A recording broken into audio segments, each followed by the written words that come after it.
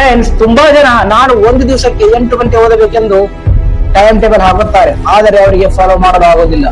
1 ಅಥವಾ 2 ಗಂಟೆ ಆದ ಮೇಲೆ ಅವರ ಮನಸ್ಸು ಮೊಬೈಲ್ ಕಡೆ ಓಡುತ್ತದೆ ಮತ್ತು ಅವರು ಟೈಮ್ ಟೇಬಲ್ ಅನ್ನು ಫಾಲೋ ಮಾಡೋದಿಲ್ಲ. ಹಾಗಿದ್ದರೆ ನಾವು ಹೇಗೆ 8 ಗಂಟೆ ಓದುವುದು? ಇದನ್ನು ನಾನು ನಿಮಗೆ ಹೇಳುತ್ತೇನೆ. ಫ್ರೆಂಡ್ಸ್, ತುಂಬಾ ಜನ ಬಿಗಿನರ್ ಮಾಡುವ ಮಿಸ್ಟೇಕ್ ಎಂದರೆ ನಾನು ಮೊಟ್ಟ ಮೊದಲ ಡೇ 1 8 ಗಂಟೆ ಓದುತ್ತೇನೆ ಎಂದು ಟ್ರೈ ಮಾಡುತ್ತಾರೆ. ಇದು ತುಂಬಾನೇ ದೊಡ್ಡ ಮಿಸ್ಟೇಕ್.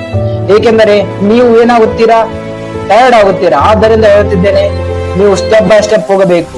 ಮೊಟ್ಟ ಮೊದಲನೇದಾಗಿ 4 ಗಂಟೆ, ಈ ತರ ಕಡಿಮೆ 3-4 ಅವರ್ಸ್ 3 ಅಥವಾ 4 ಗಂಟೆ ಟ್ರೈ ಮಾಡಬೇಕು.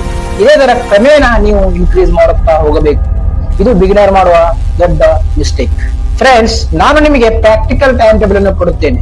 ಬೆಳಿಗ್ಗೆ ನೀವು 5 ಗಂಟೆ ಇದ್ದರೆ 6 ಗಂಟೆ ರೆಡಿಯಾಗಿ 6 ರಿಂದ 7 ಗಂಟೆ ಒಂದು ಸೆಷನ್ 1 ಅವರ್. ಅದು ಆದ್ಮೇಲೆ 7 to 8 ಬ್ರೇಕ್ ತೆಗೆದುಕೊಳ್ಳಿ, ಬ್ರೇಕ್ಫಾಸ್ಟ್ ಮಾಡಿ. ಅದಾದ್ಮೇಲೆ 8 to 9. ಸೊ ಇದು 1 ಅವರ್ ನೀವು ಓದಬಹುದು. ಸೊ ಟೋಟಲ್ 2 ಅವರ್ಸ್ ಇಂದ ಮಾರ್ನಿಂಗ್ ಸೆಷನ್.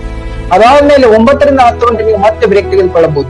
ಸೊ ಅದಾದ್ಮೇಲೆ ಮಧ್ಯಾಹ್ನದ ಸೆಷನ್ 10 ರಿಂದ ಸ್ಟಾರ್ಟ್ ಮಾಡಿ, 10 ರಿಂದ 11 ಗಂಟೆ.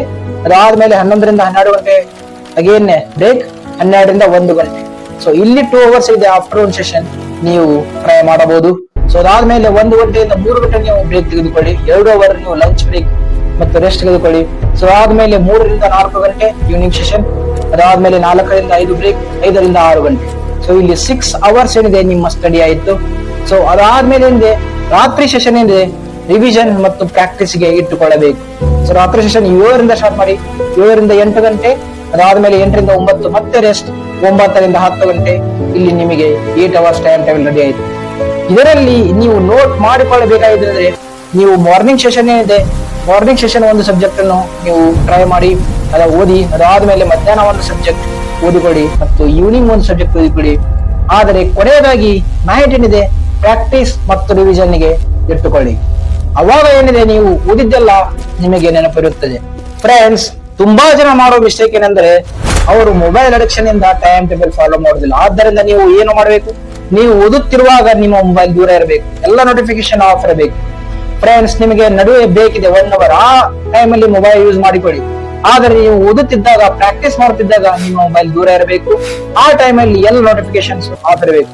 ಇದು ತುಂಬಾನೇ ಇಂಪಾರ್ಟೆಂಟ್. ಫ್ರೆಂಡ್ಸ್, ಈ ತರ ಒಂದು ಎಕ್ಸಾಮ್ ಟೈಮ್ ಟೇಬಲ್ ಏನಾದ್ರೂ ನೀವು ಪ್ರಿಪೇರ್ ಮಾಡಿಕೊಂಡ್ರೆ ನೀವು ಅದನ್ನು ಫಾಲೋ ಮಾಡುತ್ತೀರಾ ಮತ್ತು ಎಕ್ಸಾಮ್ ಅಲ್ಲಿ ಕೂಡ ಉತ್ತಮ ಅಂಕಗಳನ್ನು ನೀವು ಸ್ಕೋರ್ ಮಾಡುತ್ತೀರಾ.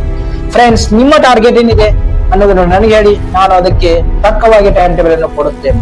ಮತ್ತು ಇದೇ ತರ ಎಕ್ಸಾಮ್ ಮೋಟಿವೇಶನ್ ವಿಡಿಯೋಗಾಗಿ ನನ್ನ ಚಾನಲ್ ಸಬ್ಸ್ಕ್ರೈಬ್ ಮಾಡಿ. Thank you.